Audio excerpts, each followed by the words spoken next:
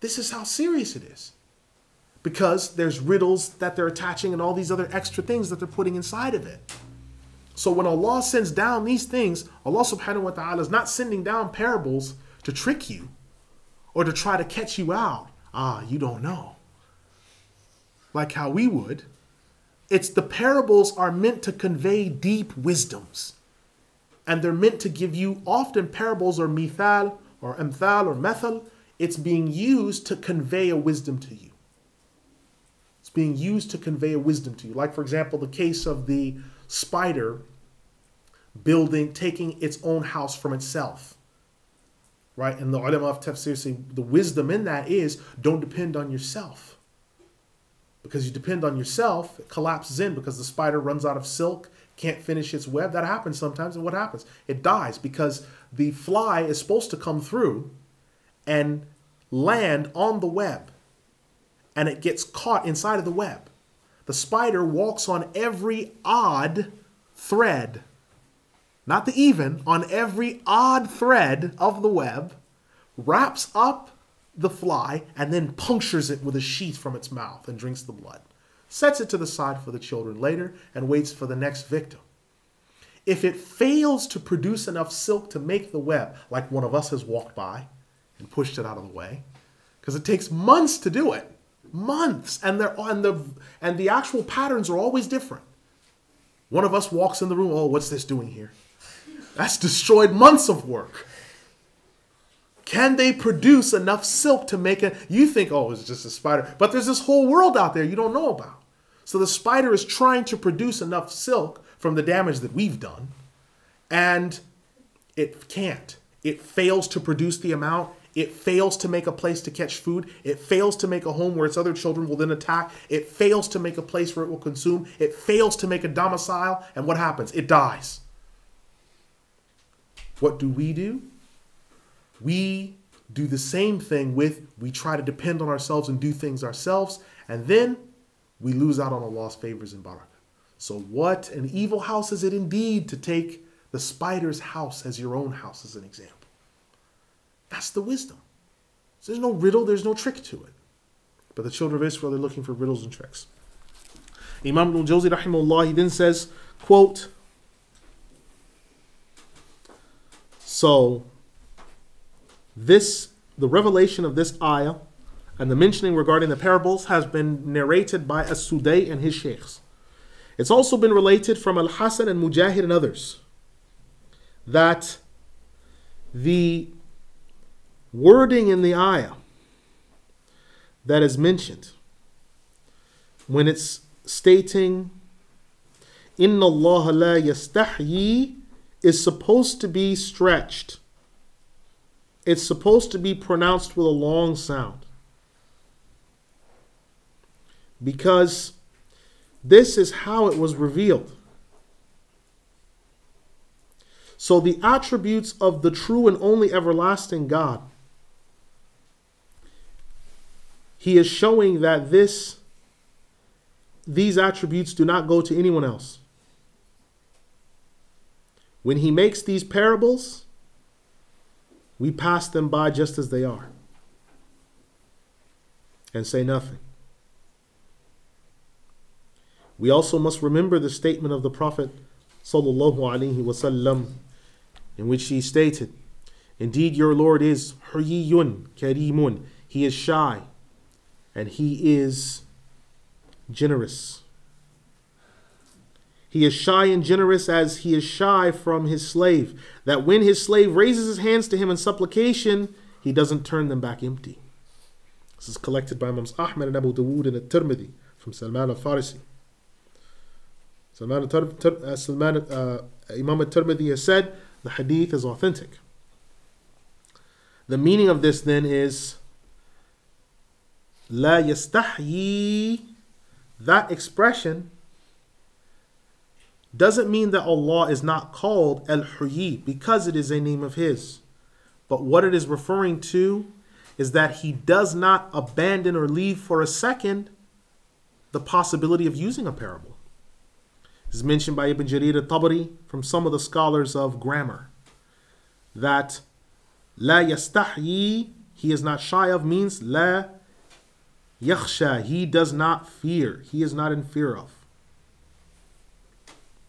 Remember the ayah that is a proof of this. وَتَخْشَى النَّاسَ وَاللَّهُ أَحَقُّ أَن تَخْشَاهُ. And so you fear the people, and Allah has more right to be feared. Surah Al-Ahzab, the 33rd surah, ayah 37. But this ayah, fear has to do with being shy. And shyness and fear are both connected and feed into one another.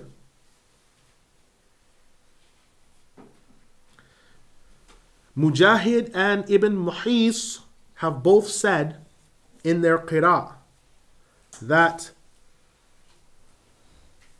the expression in the ayah can be recited yastahi. Not yastahyi, but yastahi, with one ya. Close quote. Now what the Imam is referring to is, again, is a matter of qira'ah. Some will say la yastahyi, long. Some la yastahyi. Right? This is a matter of qira'ah. So you may hear, if you go different places, qira'ah that's slightly different. When you hear Surah Al-Baqarah, for those that have done hifz of the Qur'an. Then he also mentions here that in this hadith that's in the Musnad of Ahmed, Sunan of Abu Dawood, and the Sunan of Imam Tirmidhi, where Allah is called Huyyun Kareem.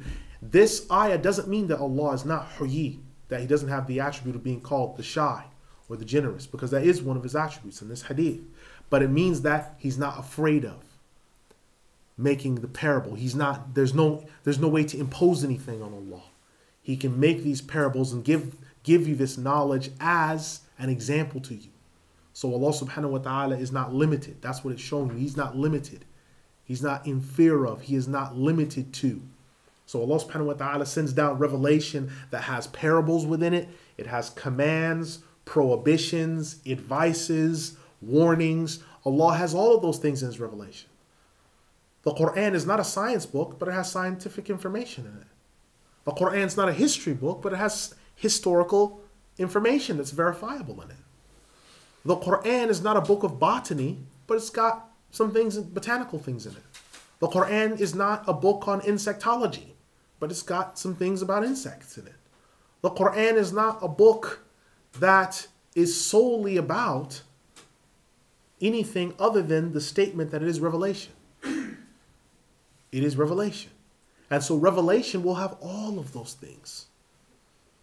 So you don't want to go to extremes in the revelation. Some will say, yes, the Qur'an it's purely just a book of science. Every time you turn a page, there's something scientific. That's not necessarily true. Any more than that every single page in the Qur'an is a prohibition or a warning. Or every single passage in the Qur'an is about killing. You'll hear people say, I respect the Muslims. I have no problem with the Muslims.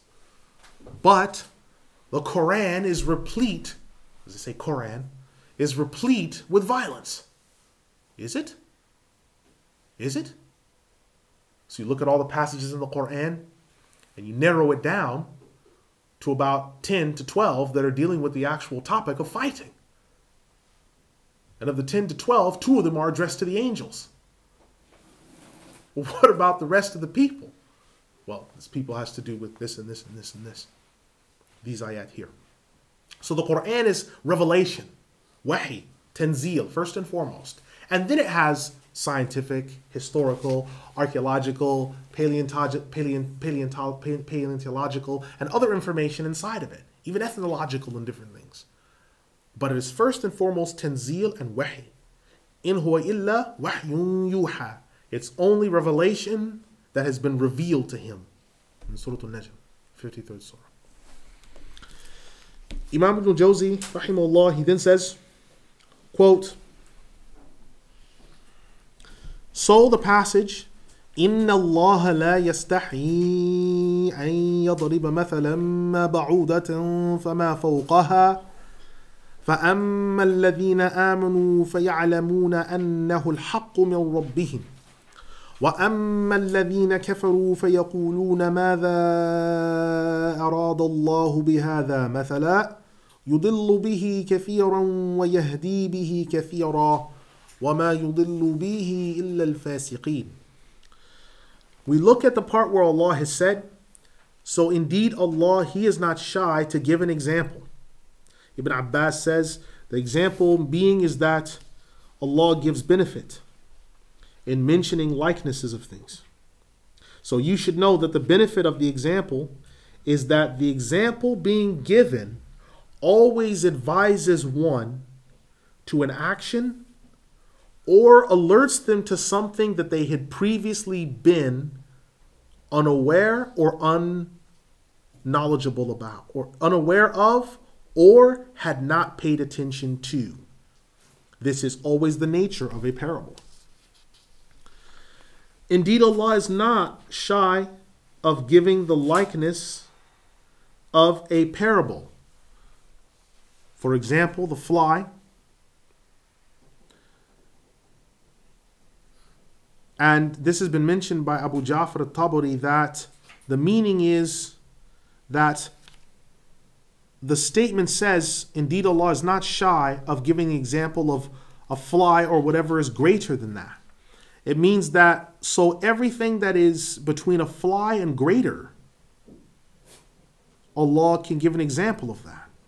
And sometimes in the Arabic language, some words can be deleted or omitted when the general sense of it is understood by the listener.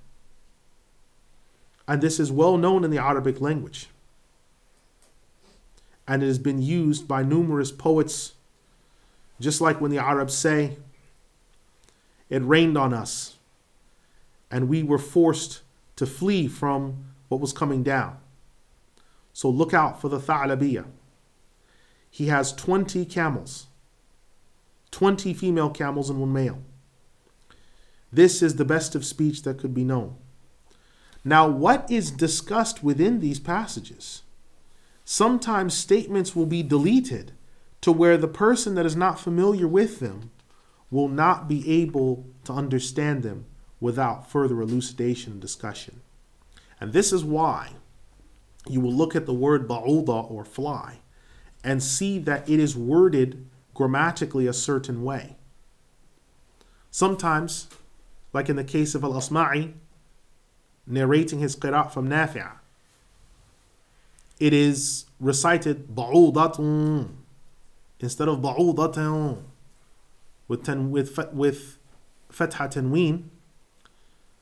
It is instead munawwin with a fatha ba'udatun instead of being munawwin with a dhamma ba'udatun. And this is something that is well known. As far as what is greater than the fly, the commentators state that whatever is greater than the fly is referring to whatever is greater than the fly in size, as said by Ibn Abbas, Qatada, and Ibn Jurayj and Al-Farah.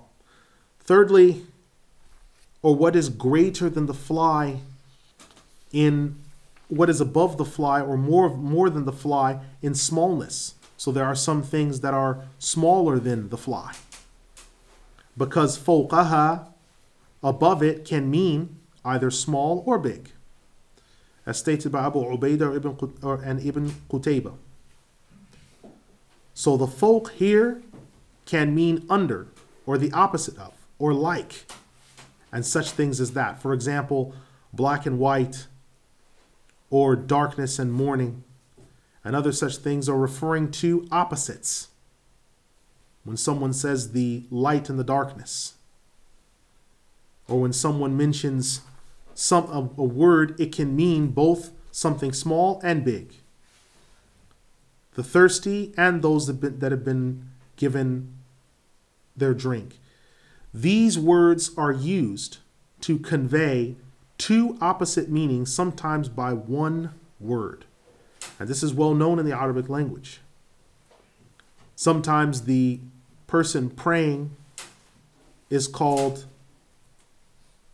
a hajid, but the person asleep at night is also called a hajid. And many other similar terms are used like this.